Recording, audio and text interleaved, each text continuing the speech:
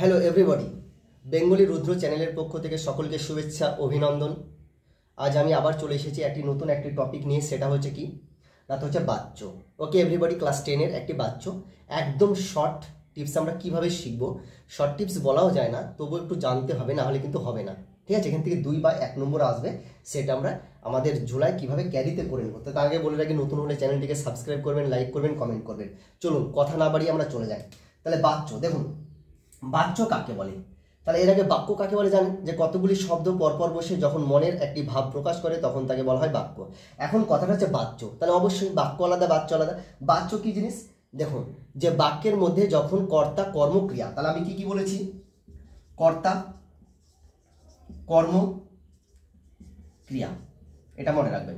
তাহলে কি কি বললাম দেখুন, যে কর্তা কর্মক্রিয়া এই তিনটে, অর্থাৎ যে পারস্পরিক যে সম্পর্ক, তাহলে বাক্যের মধ্যে যখন কর্তা কর্মক্রিয়ার পারস্পরিক যে সম্পর্ক, সেই সম্পর্কটাকে বলা হবে বাচ্য। ওকে এভরিবডি, তার মানে কি আপনারা বুঝতে পারলেন যে কর্তা থাকবে, কর্ম থাকবে, আবার ক্রিয়া থাকবে কোথায়, না তো এই বাচ্চে, অর্থাৎ একটা বাক্যের মধ্যে।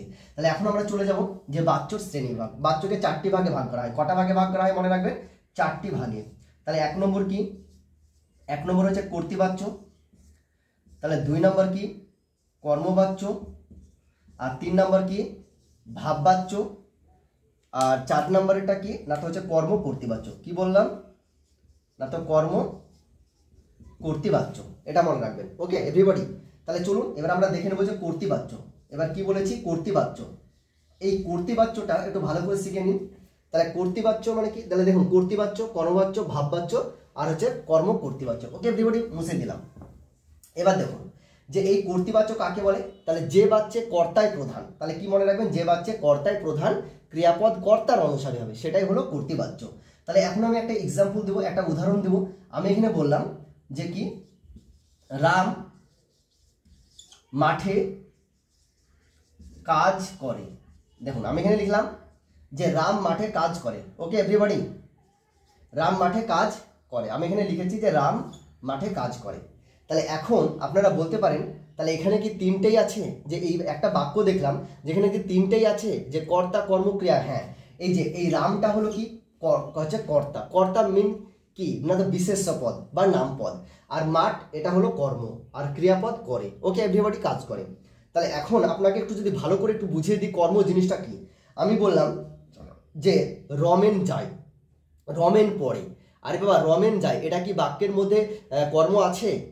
আপনারা তখন কি বলবেন যে না, কর্মই তো চিনি না। তাহলে দেখুন রাম যায়, রাম কোনো না কোনো জায়গায় তো যায়, মাঠে যেতে পারে, বাজারে যেতে পারে, ঠিক আছে, স্কুল যেতে পারে। তার মানে কি, ওই যে স্কুলটা বলতে পারি বা মাঠটা বলতে পারি, ওটাই হচ্ছে কর্ম। ওকে এভরিবডি, তাহলে আশা করি বুঝতে পেরেছেন।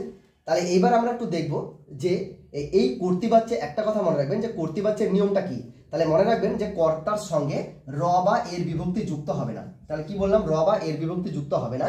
আর ক্রিয়াপদের সঙ্গে কোনো রূপ হ ধাতু যুক্ত হবে না। হ ধাতু কি না, তো হয়েছে, হোক, হলো, এই সমস্তগুলো কিন্তু থাকবে না। ঠিক আছে এভরিবডি, তাহলে আশা করি বুঝতে পেরেছেন। এবার আমরা দেখুন যে এবার আমরা নেক্সট একটা ডিসকাস করবো, সেটা হচ্ছে কর্মবাচ্য। কি বললাম, কর্মবাচ্য। তাহলে একটা কথা মনে রাখেন যে কর্মবাচ্য মানে কি, যে বাচ্চে কর্মই প্রধান, ক্রিয়াপদ কিন্তু কর্মের অনুসারে। ঠিক আছে, তাহলে কর্মবাচ্য মানে কি, যে বাচ্চে কর্মই প্রধান। তাহলে এখন আমি একটু বলে দিলাম আপনাদেরকে। এখন আমি দেখব যে কর্তৃবাচ্যকে কর্মবাচ্যে কিভাবে করব, মানে নিয়মটা কি কি। 3টে জিনিস মনে রাখবেন। তাহলে 1 নম্বর একটা জিনিস কি মনে রাখবেন, যে কর্তৃবাচ্যের কর্তা। তার মানে কি, কর্তৃবাচ্যের কর্তা।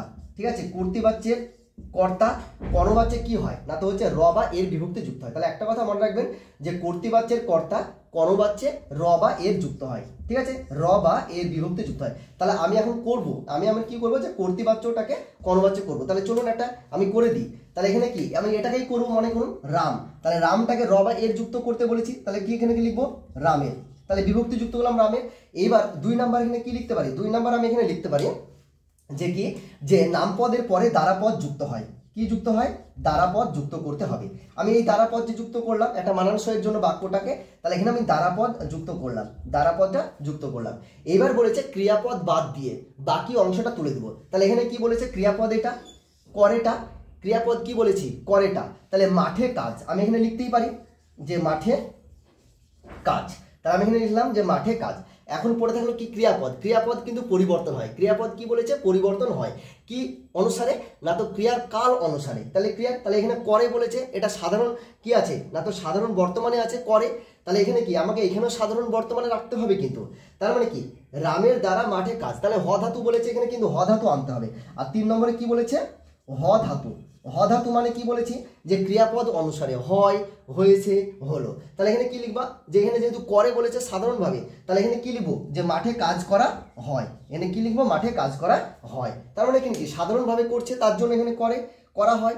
এবার যদি আপনারা বলেন যে এটাকে যদি বলি যে রাম মাঠে কাজ করছে, রাম মাঠে কাজ করছে, ঠিক আছে, রাম মাঠে কাজ করছে, তাহলে রামের দ্বারা মাঠে কাজ করা হয়েছে। তাহলে আমরা কি লিখে দেখো করছে মানে কি করা হয়েছে, করছে থেকে করা হয়েছে, এগুলো একটু খেয়াল রাখতে হবে, ঠিক আছে। যদি ল এর ফর্ম থাকে করেছিল, করেছিল, তাহলে কি করেছিল যদি করা হয় তাহলে করা হয়েছিল, তাহলে কি লিখবো? করা হয়েছিল, এটা কিন্তু মনে রাখতে হবে। ওকে এভরিবডি, তাহলে এগুলো ক্রিয়া কিন্তু ফর্ম মানে মানে আপনারা জানেন যে ক্রিয়ার ফর্ম হচ্ছে কি অতীতকাল, বর্তমানকাল, ভবিষ্যৎকাল, এই তিনটের দিকে কিন্তু লক্ষ্য রাখতে হবে, ঠিক আছে। তাহলে এইবার আমরা বুঝতে পারলাম যে দেখুন প্রথম থেকে বলছি যে কর্তৃবাচ্যের কর্তা কর্মবাচ্যে সবসময় র বা এর যুক্ত করতে হবে, তাহলে করেছি রাম থেকে রামের। এবার নেক্সট আমরা কি করেছি? দ্বারাপদটি যুক্ত করেছি। এবার ক্রিয়াপদ বাদ দিয়ে বাকি অংশটা তুলে দিয়েছি মাঠে কাজ।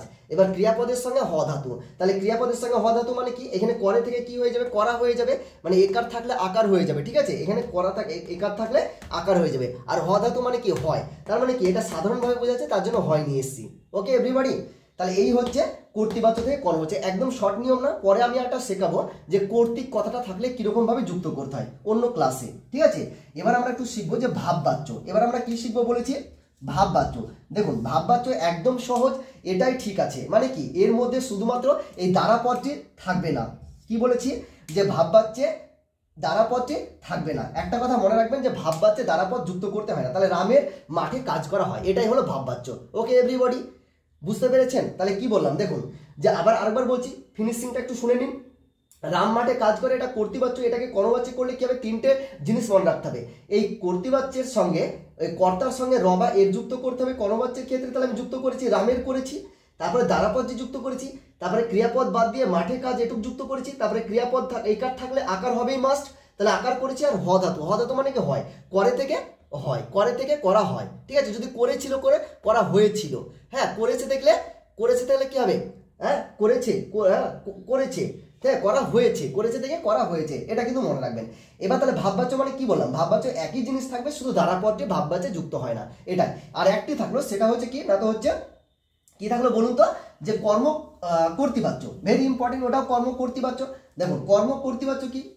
এটা কর্ম কর্তৃবাচ্য। তার মানে কর্ম কর্তৃবাচ্যে একটা জিনিস মনে রাখবেন যে কর্ম থাকবে আর ক্রিয়াপদ থাকবে। কি থাকবে? কর্ম প্লাস ক্রিয়াপদ, কর্ম প্লাস ক্রিয়াপদ, কিন্তু কর্তা উজ্জ্ব থাকবে, কর্তা উজ্জ্ব থাকবে। কেমন দেখুন, দেখুন একটা উদাহরণ লিখলাম যে ঢাক বাজে, আমি এখানে লিখলাম যে ঢাক বাজে। এখানে দেখুন ঢাকটা হচ্ছে কি, আপনারা বলতে পারেন ঢাকটা তো একটা নামপদ, কিন্তু আমরা কি দিয়ে প্রশ্ন করব? তাহলে এখানে কি দিয়ে প্রশ্ন? কর্ম মানে তো বুঝেন যে কর্মকারক কাকে বলে, ক্রিয়াপদকে কি দিয়ে প্রশ্ন করতে হয়। তার মানে বাজে মানে কি? বাজে মানে হচ্ছে কি বাজে, এটা মনে রাখতে হবে। বাজে মানে কি বাজে, কি বাজে? ঢাক বাজে। কি দিয়ে প্রশ্ন করলে সেটা কর্ম হয়, তাহলে ঢাক বাজে। আর এবার ঢাকটা কেউ না কেউ তো কোনো পার্সন তো বাজায়, তাহলে ওইটাই উজ্জ্ব আছে, কোনো ব্যক্তি মানে সেটাই কর্তা। ওকে, আরো উদাহরণ দিতে পারেন যে শঙ্খ বাজে। শঙ্খ বাজে মানে কি? কেউ না কেউ তো শঙ্খ বাজায়, ঠিক আছে। তার মানে একটা কথা মনে রাখবেন যে কর্তা উজ্জ্ব থাকবে, কর্তা উজ্জ্ব থাকবে, মানে দেখেও আমরা দেখতে পাবো না, যেমন বাতাসটাকে আমরা দেখতে পাই বলুন, বা হাওয়াটাকে পাই না। তাহলে এই হচ্ছে আজকের ক্লাস। ওকে এভরিবডি, আশা করি বুঝতে পেরেছেন। পরবর্তীকালে ওই যে বললাম না কর্তৃক কথাটা যুক্ত করব কিভাবে, ওটাই নিয়ে আসবো, ঠিক আছে।